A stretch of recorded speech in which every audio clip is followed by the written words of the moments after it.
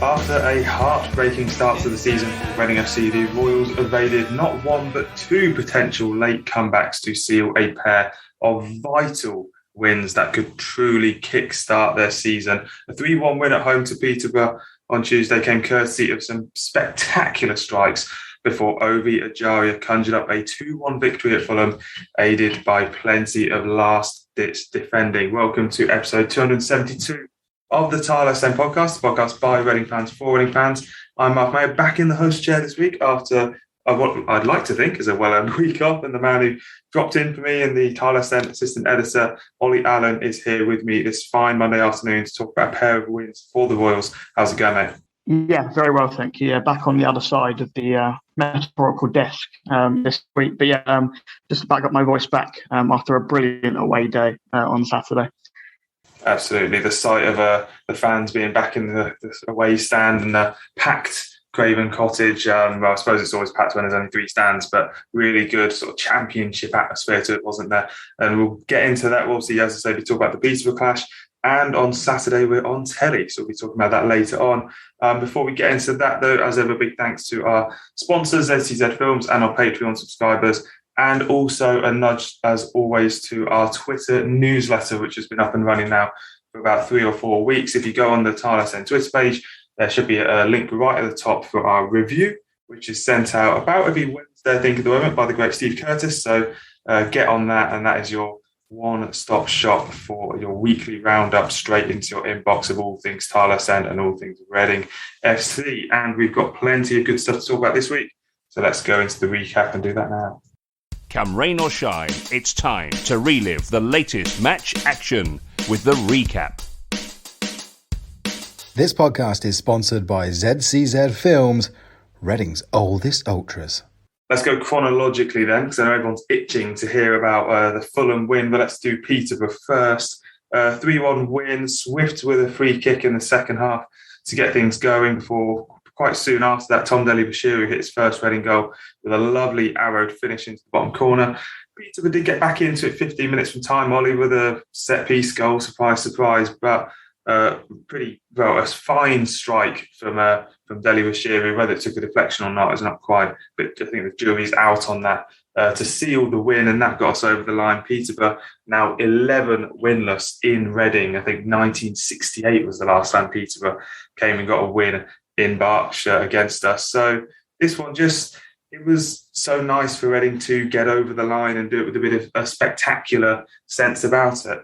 Yeah, I mean, we spoke on last week's show just that the fact that this game was just a must-win game.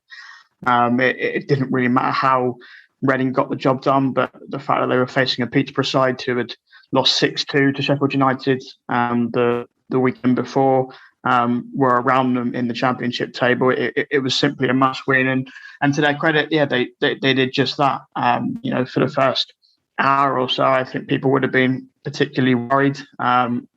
Neither side looked great, but the fact that Reading couldn't seem to break down, what was a fairly average Peterborough side was a bit worrying. But yeah, then I think all it needed was that John Swift free kick to open the floodgates, really. And look, we've seen this season that Reading have no problem scoring goals, and for Swift to get another one, for Delibashiru to get two is obviously brilliant. And we're seemingly not missing Lucas Shaw or Yaku Mete much, but again, obviously Peterborough getting on the score sheet themselves, and of course at 2-1 when they put back 2-1, particularly after what happened against QPR the previous weekend, to when we were 3-1 up with 11 minutes to go and then drew 3-3. You kind of get sort of a feeling that history might be repeating itself, but great for them to show that they can hold on again. Not the greatest opponent in the world, and Peterborough for me didn't look as if they'll amount to an awful lot this season. I know they won this weekend, but I think they'll probably be down there this season. But yeah, just to get the win, just to get over the line, just to prove that they can see games out, because it was such a fear, I think, of so many supporters, and I'd imagine that the players on the pitch may have felt themselves when Peterborough pulled one back that, oh no, here we go again. But to see it out and to give them that confidence boost going into Fulham at the weekend, and we don't know how much of an impact that had, but I'm sure going into that Fulham game off the back of finally getting 3 points and seeing a game out, will have given them, a huge confidence boost going into the Fulham game, and may well have contributed to them getting the win there as well. So, yeah, a great start to the week, and obviously followed up on Saturday as well.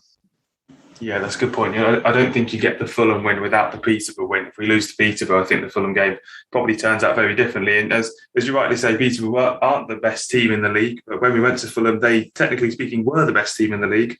Top of the table, hosting a team in kind of lower mid-table. It's a bit of an accumulator buster, this one. Reading pulling out the 2-1 win, snapping a 4-game losing streak on the road. And for me, I think that the storyline of Ovie Ejaria pulling out the 2 goals in this one, is this a sense that, or is this a case rather that Ejaria is, did he have a brilliant game? Is he showing the sort of form that he hasn't been showing recently? Or is that this more of a tactical thing? Because you look across that team with Swift, who is obviously causing a lot of problems at the moment. Opposition have to focus on him. Halilovic has started pretty well for Reading life, I'd say.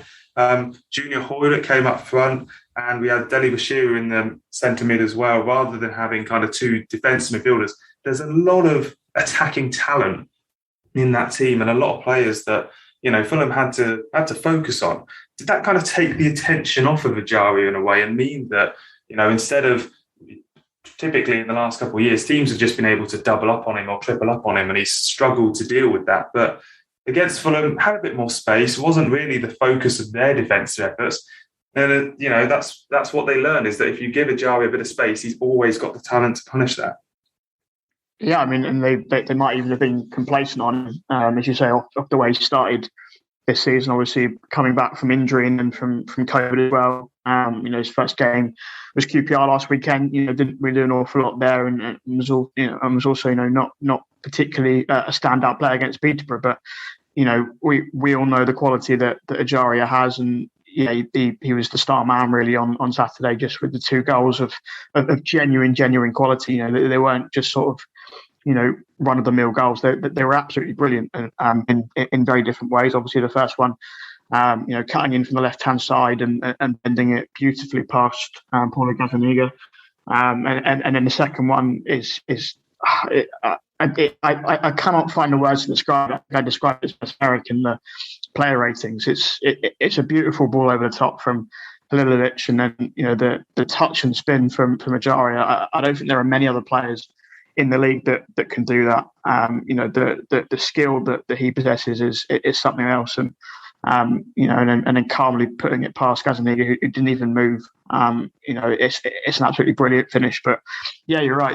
There's so much individual quality in this Reading team now. Not just going forward. Yes, there's John Swift and Halilovic and Tom Deli Bashiru, but obviously we saw it at the back as well with Josh Laurent putting in a fantastic performance at centre back, despite seemingly having never played there before in his career. But yeah, I think we saw Saturday that Reading can put in his performances because there is so much individual quality, and I think we have known that. We know John Swift is a brilliant player. We know Ejaria possesses great skill. Halilovic, yes, his career has declined severely over the last couple of years, but ultimately, you don't sign for Barcelona, for Milan, for whatever. You don't play in the Champions League at 16 if you haven't got talent. So, and Tom Deli Bashiru came to the academy at Man City. So all these players have considerable talent, and I think that's what sets Reading apart. Maybe from if we are saying Reading are maybe going to be bottom half of the table this season. Obviously, the last week or so suggested that perhaps we could push higher than that, but obviously still at the moment it's looking as if it might be a sort of a mid-table season. What sets Reading apart from maybe the teams battling relegation, and what will hopefully push Reading away from that sort of area, is this individual quality from Ejaria, from Swift, from Halilovic, from Deli Bashiru, from Josh Laurent. There's a lot of good players in this team, and that's without mentioning the fact that the Yaki Mate and Lucas João are out injured. So yeah, it was great to see Ejaria sort of come alive on Saturday. As I say, difficult start to the season for him with injury and COVID, but it was a reminder, if anyone did need it, on Saturday, just the brilliant quality that he possesses. Yeah, absolutely, and that's the thing with the individual quality as well is that we get some pretty decent goals as well. There haven't been many bad goals scored by Reading this season. I've seen in both of this week's games, and the entertainment factor is pretty decent. Just need to kind of sort out the defence now, and that'll sort itself out. We'll get onto that a bit later on because we're going to round up the injury news in Newsbites. Word on John Swift, another assist against Fulham, 7 goals and 4 assists now. That's 15 goals. He's contributed in 11 of them.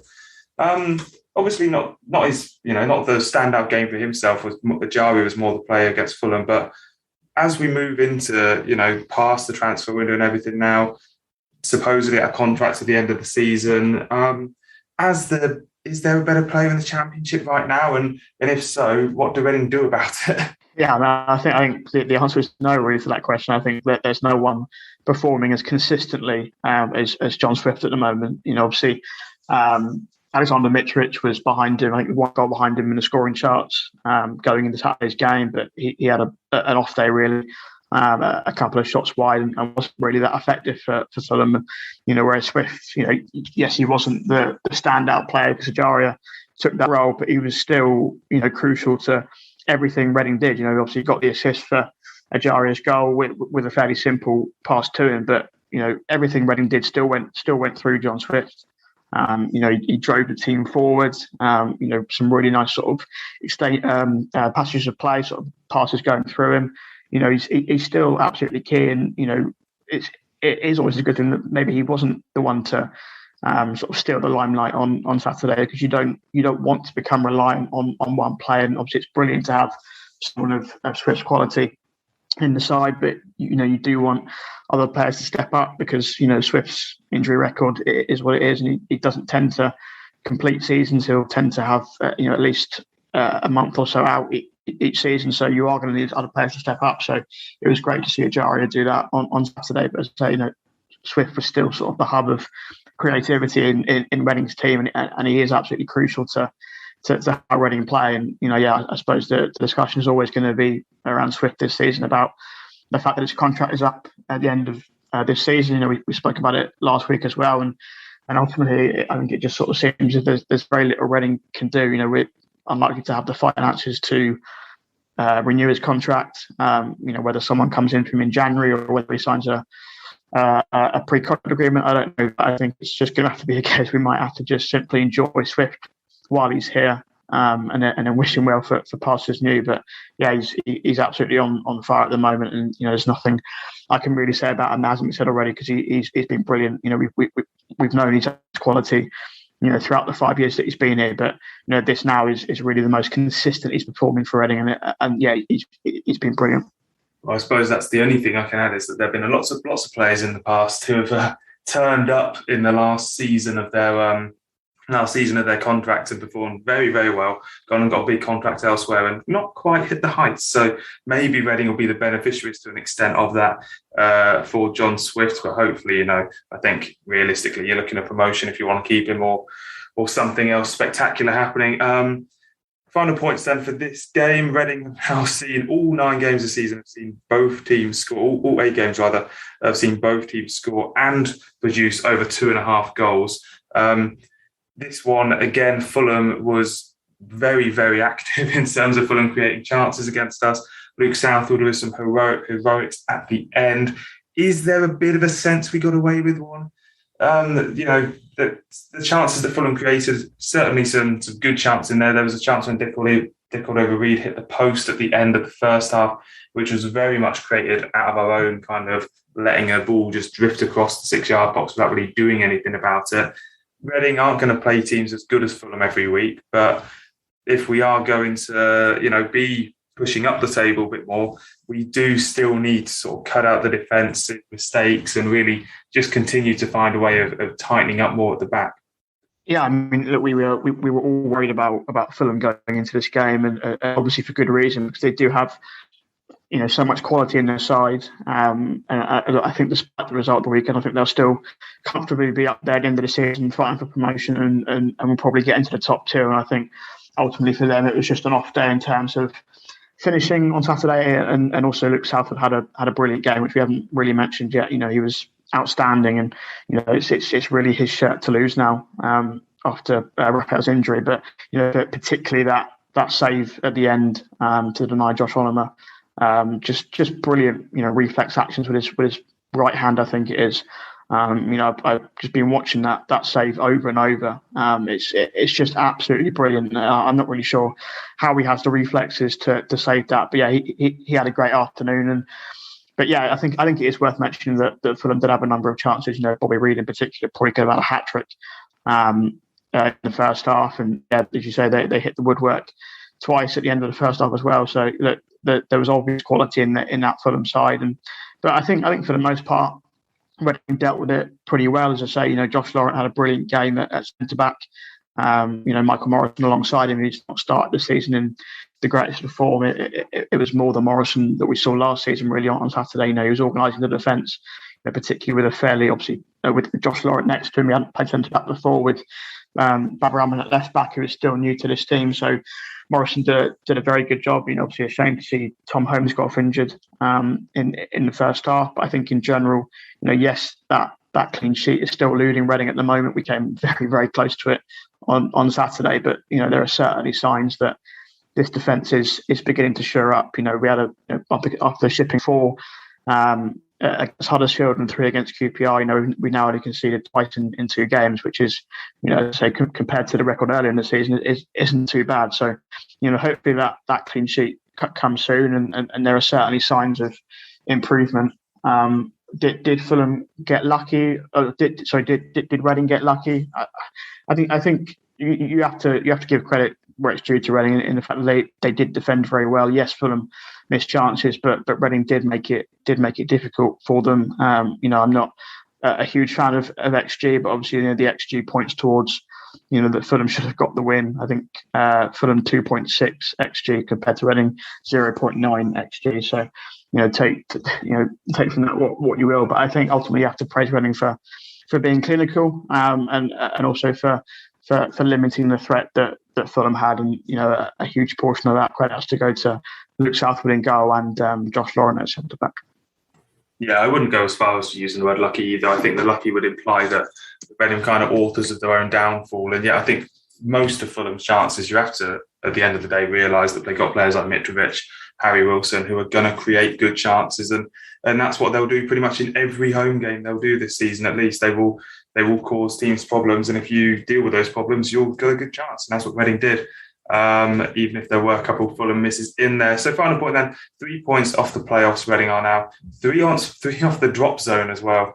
So I suppose it's 8 games in, almost the sort of time you could really start taking the table seriously. But this week, for me, it doesn't alter kind of expectations or anything like that. It doesn't make me think, we're suddenly a playoff team, or we're definitely not going to be miles away from relegation. We're 14th ultimately, which I think if you told Reading fans that that's where we finished, many would not really argue with you.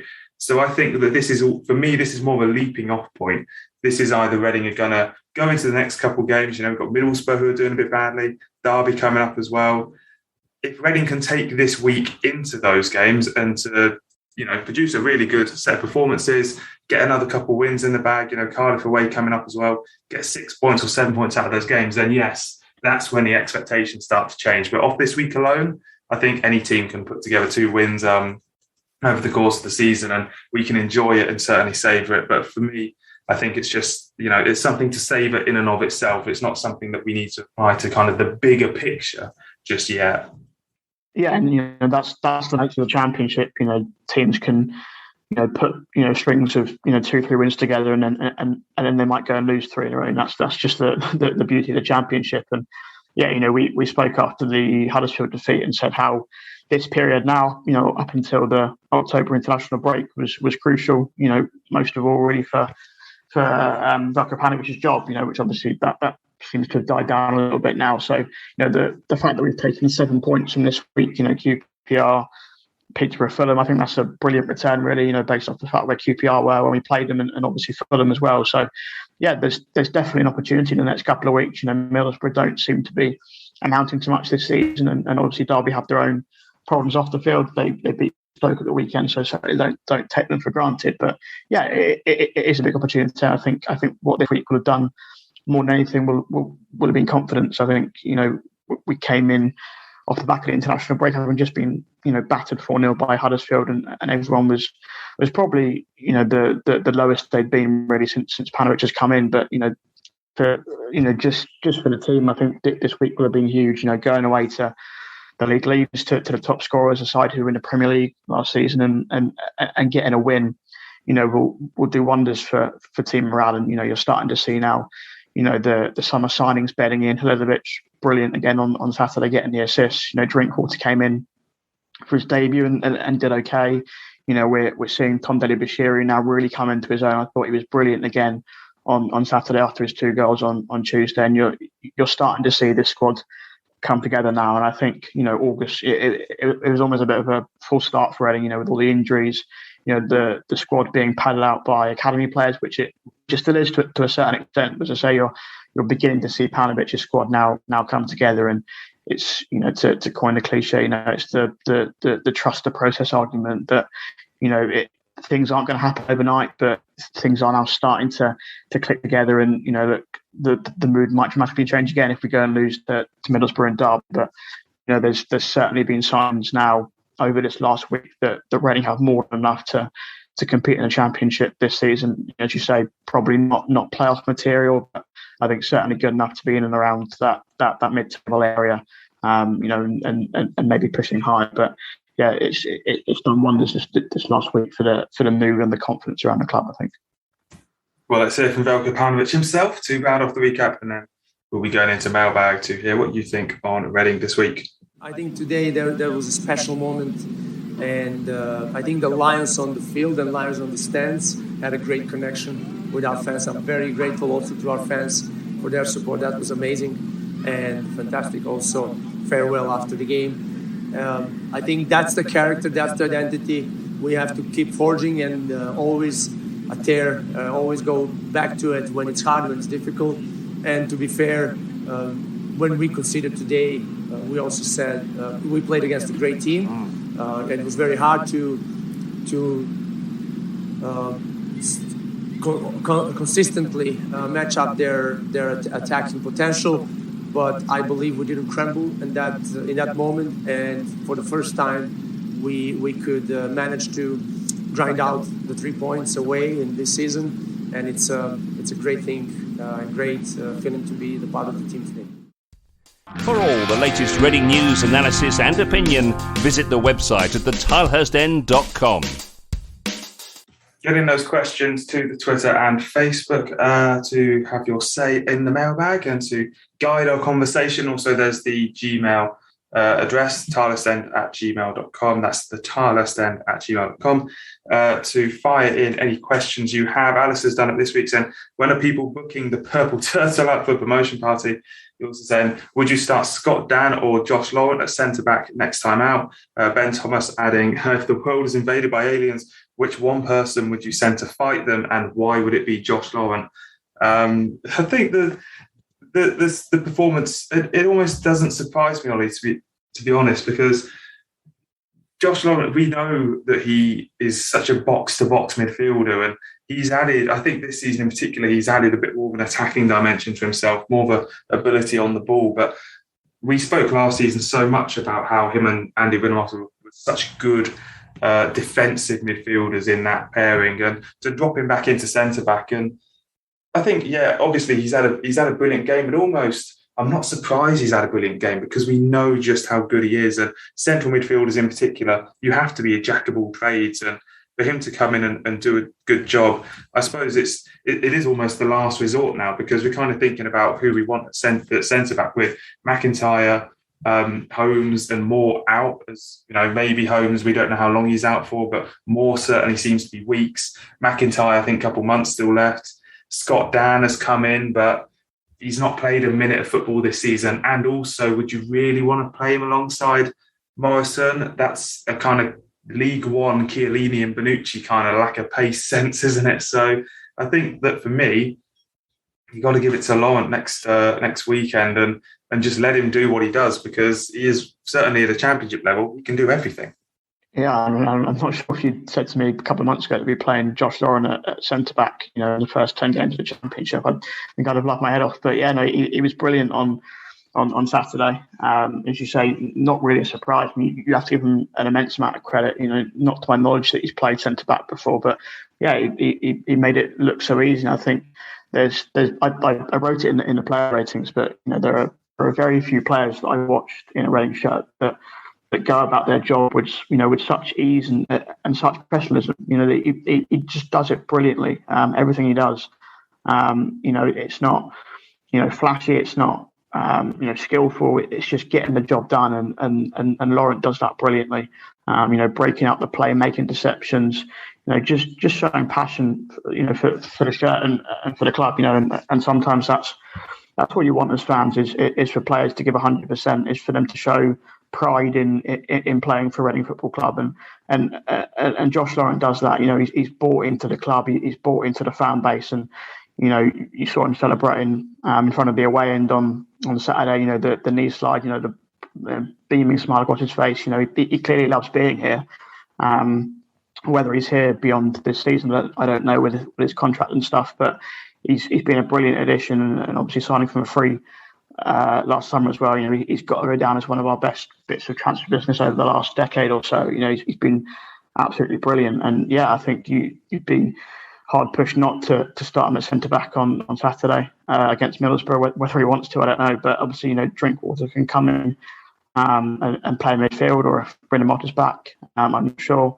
We don't know quite how bad Tom Holmes' injury is. He came out, he emerged in front of the away fans on Saturday with a protective boot on his leg, so that doesn't seem too good. Scott Dan, hopefully isn't too far away. Obviously, didn't have a pre-season. He was training by himself really over the summer. Obviously, let go by Palace at the end of last season. So this is essentially his pre-season now. So he's still getting up to speed. A partnership of Dan and Morrison. I don't know. Obviously, Derby are playing Curtis Davis and Phil Jagielka at the moment, and that doesn't seem to be doing too badly for them. I wouldn't be massively against it, particularly if you've got the pace of Yeardom and Rahman fullback. But yeah, I think at the moment, I think you'd have to go into Saturday against Middlesbrough, with Morrison and Laurent, and you certainly wouldn't have any worries about that, based off how both of them played on Saturday. As I say, Morrison's had a difficult start to the campaign, but Saturday was definitely his best display of the season so far. So yeah, I think if it's not broke, don't fix it. So yeah, I think you'd have to go with Laurent and Morrison next weekend.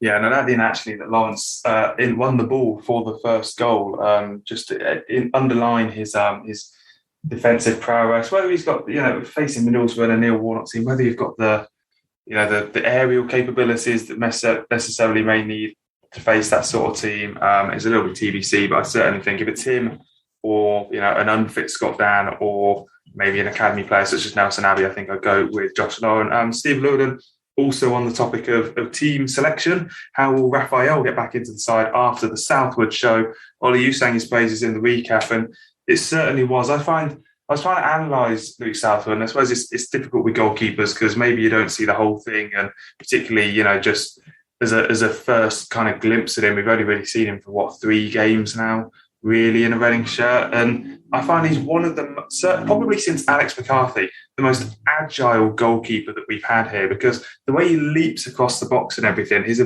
ease of movement is quite spectacular. And you see that in some of the saves he makes. And I think I'm perhaps a little bit calmed from the Southwood show kind of things, because for the Onuma shot at the end that Fulham almost had, I kind of watched that and you kind of think, is the save because he didn't actually have his body kind of opened up enough anyway? Did he kind of correct that error by making the save? And it's certainly for the Fulham goal, I'd say he's kind of come out a little bit too far and left the goal open. So he's by far from the finished product, but at the same point though, it was obviously a really good performance, and he has that potential, doesn't he, Ollie? He's a young player. He's academy grown, obviously. He's cost us nothing. And in a time when Reading don't have loads and loads of money, if Raphael was to leave for whatever reason, or we were to have to depend on Luke Southwood, certainly for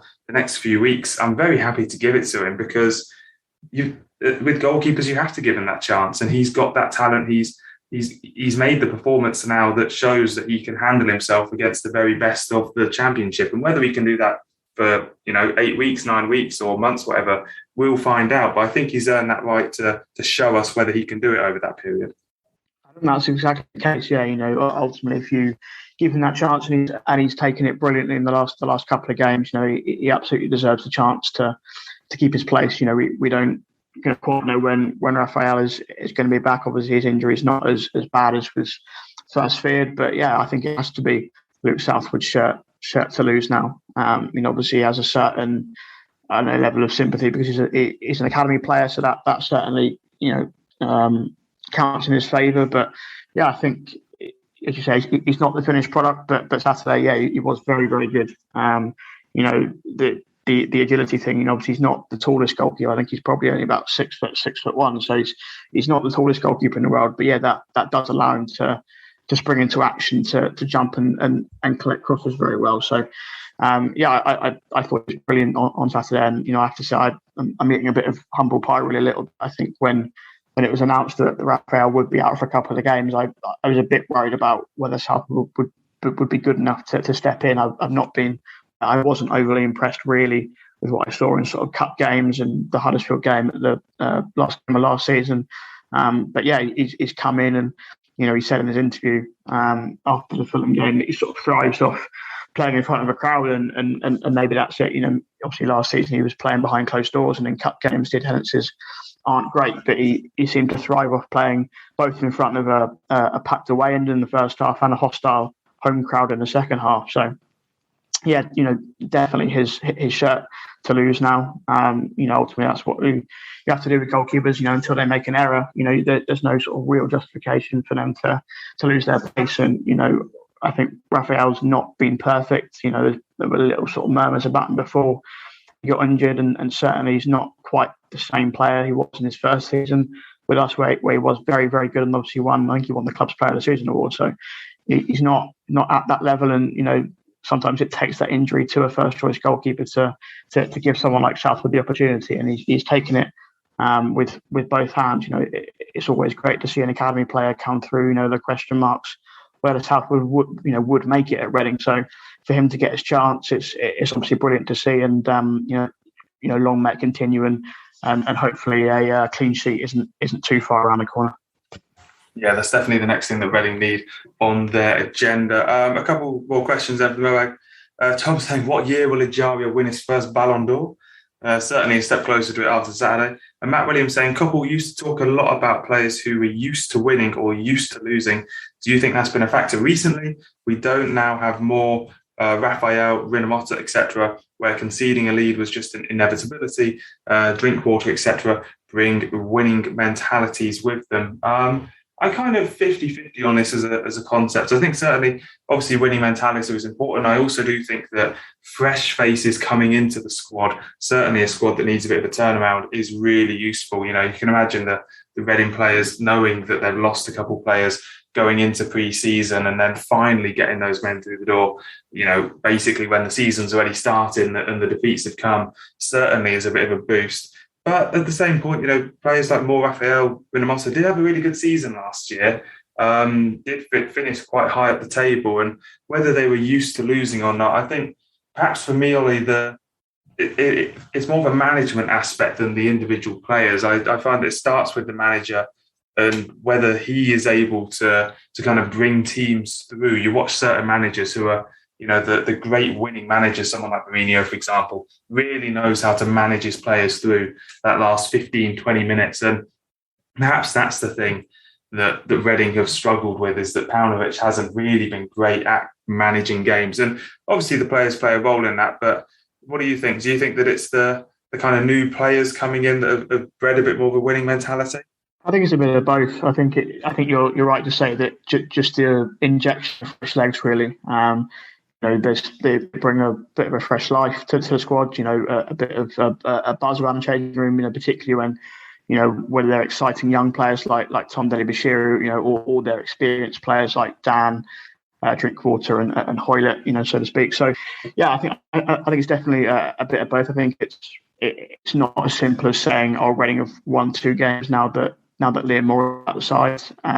As you say, Moore had a good season last year. I don't think you can pinpoint Reading's struggles at the start of this season purely down to him being in the side. I think you have to give credit to Paunovic. He's taken a lot of stick, this season, but he obviously got his players up for the game on Saturday.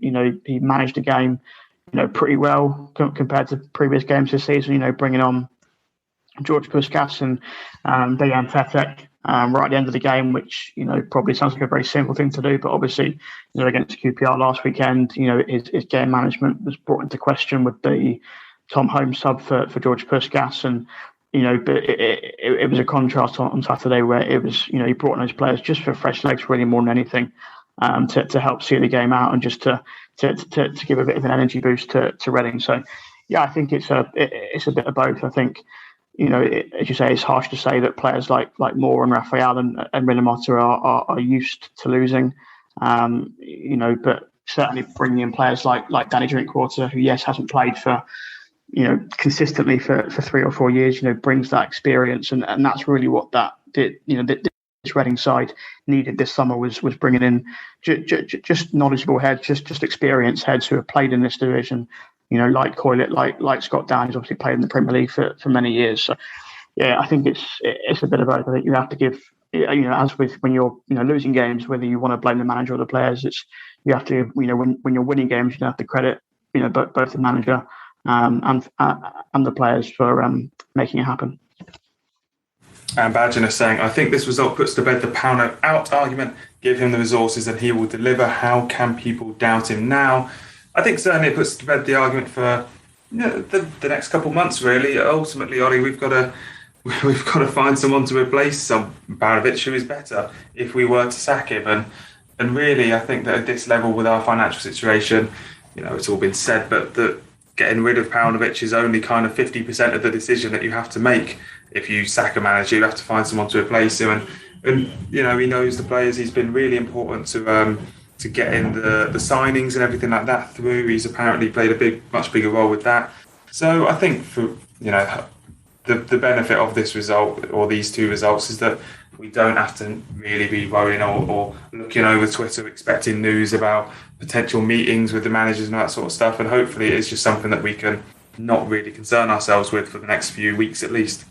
I mean, the whole situation really sort of sums up the fickle nature, the fickle nature really of football fandom, and sort of how volatile it is in terms of wanting a manager in, wanting a manager out. You lose a couple of games and he's got to go, and then you win a couple of games in a row, and his job is very safe. So I think, as I say, we spoke about how vital this period was going to be for Veljko Paunovic. Not easy fixtures, a lot of pressure building on him from the fan base. I don't think he's completely redeemed himself. I think it is only 2 games. Last week against QPR, conceding the lead was a worry.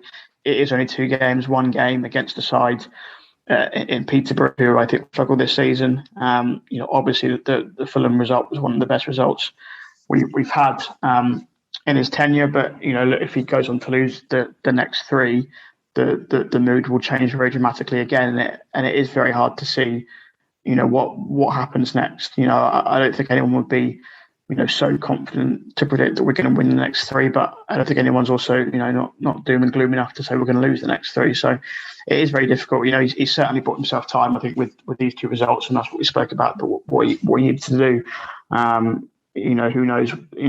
Things can change very quickly in football. But as I said earlier in the show, it's about trusting that process, and no one wants to see a manager sacked. You want to see him get that opportunity, and as I say, we are now seeing what's happening when he's having this time to bed new players in, and that's still happening. Drinkwater will get more up to speed. Scott Dan will get match fit and will have a role to play. We'll see more of Junior Hoylett.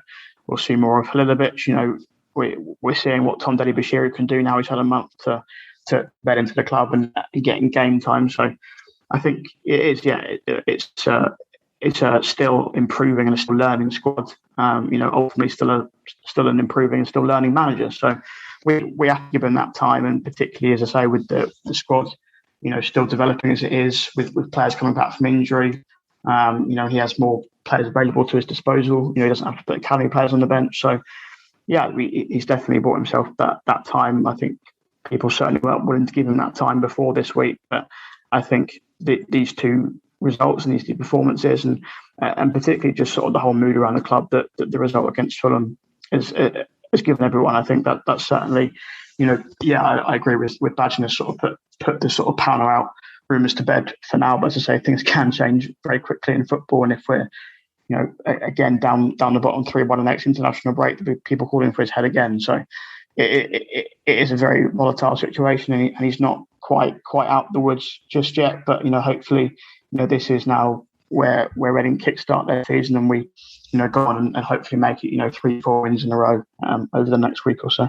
Absolutely. Well, let's go into Newsbites now and run down the rest of the news from Reading FC this week, and then after that we'll go into big match preview. Be loud and be proud and back the boys and make some noise. Come on, you R's! Shout out to this week's podcast sponsor, ZCZ Films, showing that age is no barrier to being a hula hoop. Just wanted to update you on the injury situation, really, because Reading, we're going to have a hell of a squad when everyone's back. But just to run you through what's been going on in the last week or so, Tom Holmes has now joined Liam Moore in getting injured this week. Liam Moore with a pretty nasty collection, I guess you can call it, of a boot to his ankle, which looks like it's going to keep him out for a couple of months, although confirmation of that hasn't come. We also haven't got confirmation yet on Tom Holmes coming off against Fulham, but as Olly said earlier, came off with a protective boot as he walked past the fans. And the other centre-back that we're currently out or missing at the moment, Tom McIntyre, looks like a couple more months for him. He's been wearing a protective boot and been on crutches these last couple of weeks. And Scott Dan has still not appeared for a match day squad, but that will probably change on Saturday. Raphael, the goalkeeper, not too long that we think he'll be back, because he's now said that he did not break his hand punching a whiteboard after we drew against QPR. Not often I've said that on this podcast, but as a sentence. But Raphael doesn't sound like he'll be too long. There were talks that he'd had a meeting with Paunovic before the Fulham game and had not been picked or whatever. I'm not really sure there's too much credence to give that. I'd imagine if he wasn't picked, he probably would have spoken to Paunovic at some point.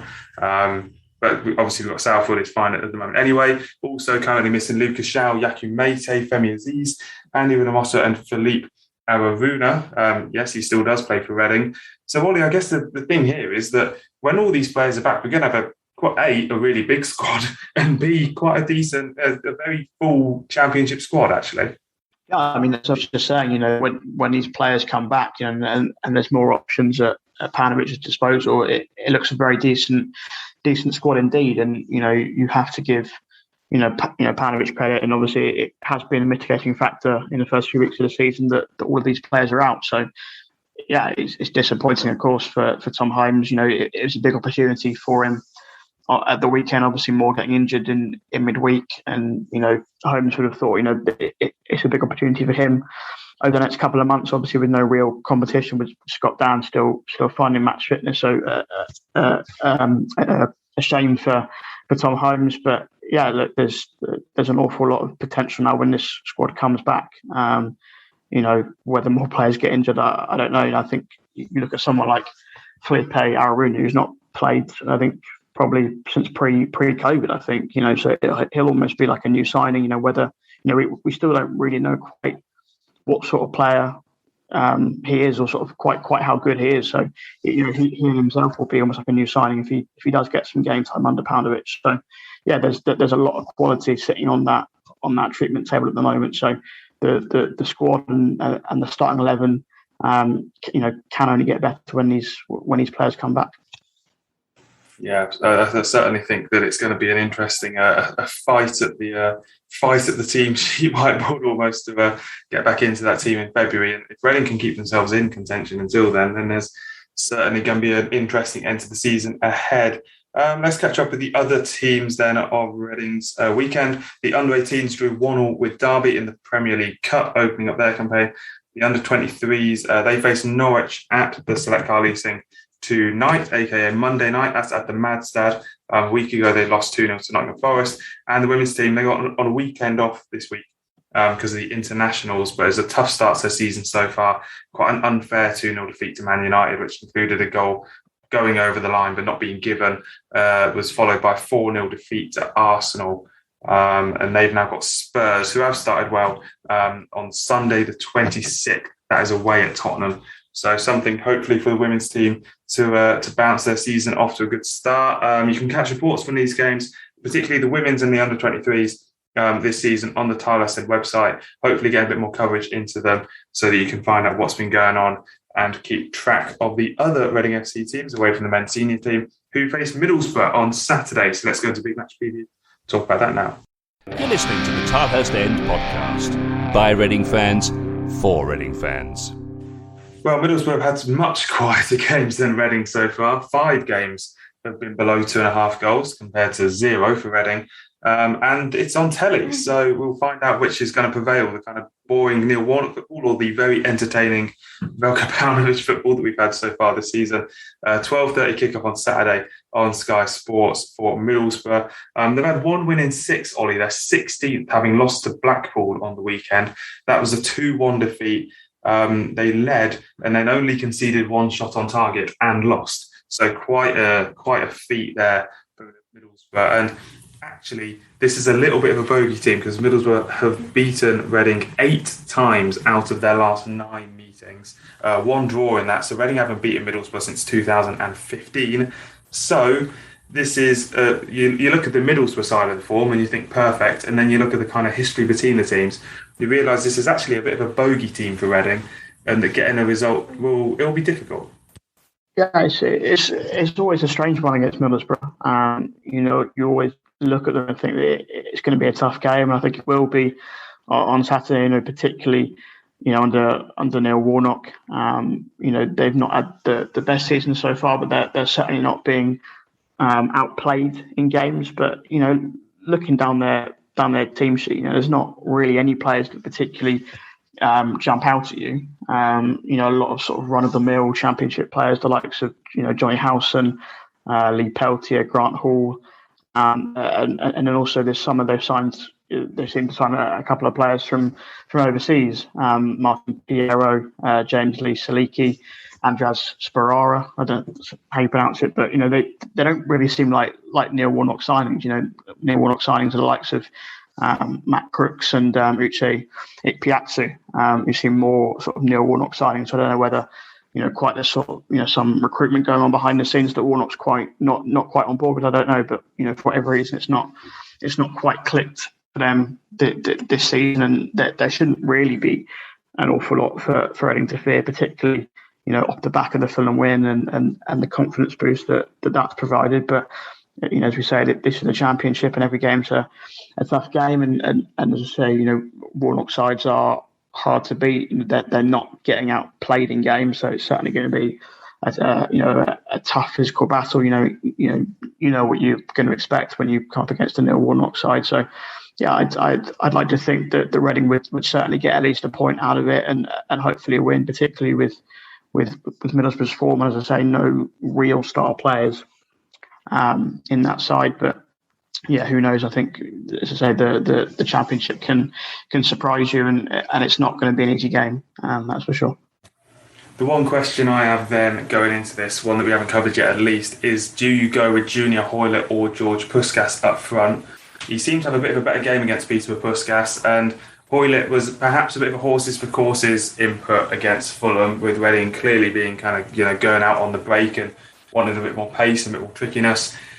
The pace and trickiness will certainly help against the Warnock team, but sometimes you do have to fight fire with fire, and Puskas perhaps a bit more of a presence up front. I would probably go back to Puskas for that kind of reason. Hoylett as a winger going up front against 2 big centre backs might just get lost in that kind of battle, and Puskas a bit more of a focal point up there to allow Ejaria and Halilovic etc. to work their magic. What would you do? Yeah, I agree. I think, as I say, it's going to be probably a pretty physical game on Saturday, and George Puskas will probably deal with that better than Junior Hoylett. But I thought Hoylett played okay on Saturday.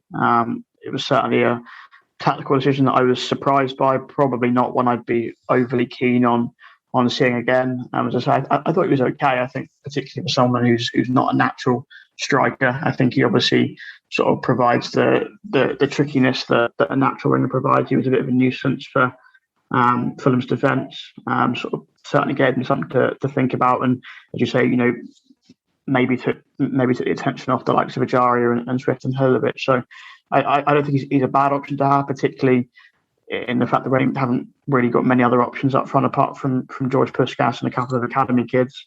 It might even be the sort of game on Saturday where Jamari Clark might come in, or Kelvin, who I would just call Kelvin because I'm not going to try and pronounce his second name. But they're both sort of big physical strikers, so it might be a sort of game where we see them for the final 10 minutes or something. But yeah, I would have George Puskas back into the side. I was surprised he didn't play on Saturday. I don't know whether it was just a fitness thing, whether he played on Saturday and on Tuesday against Peterborough, whether Panovich was just resting him, or whether it was tactical. But yeah, I would probably bring George Puskas back in, and look, surely just by the law of averages, he's due a goal any time. So hopefully that arrives next weekend.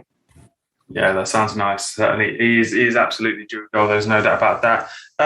Let's finish off the show predictions then. It's been Westy has taken he's extended his lead even more this week because he picked up Peterborough 3-1, which now means he's on 12 points and well clear of the pack. Also getting 3-1 against Peterborough was Adam. He's now on 4 points.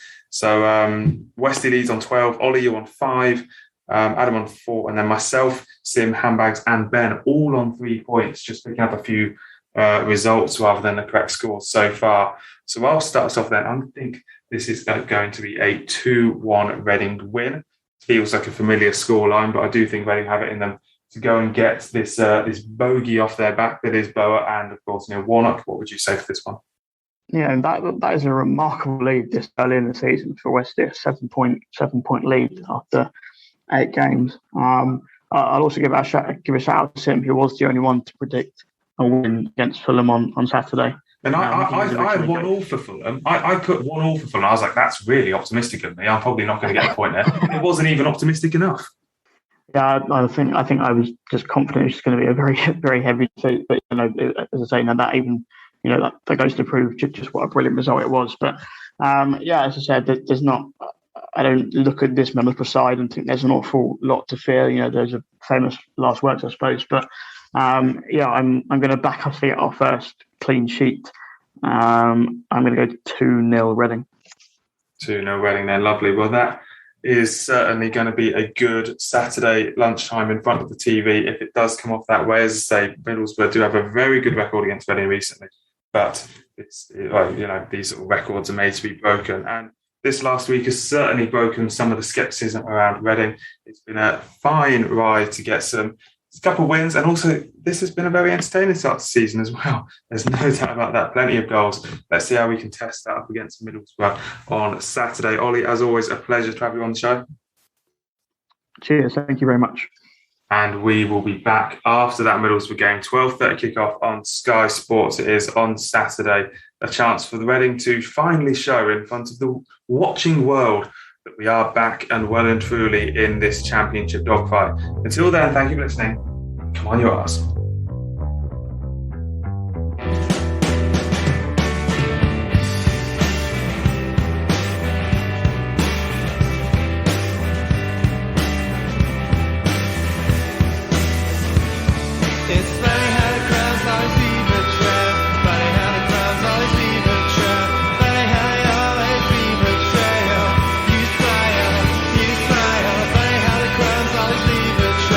Even when it seems on your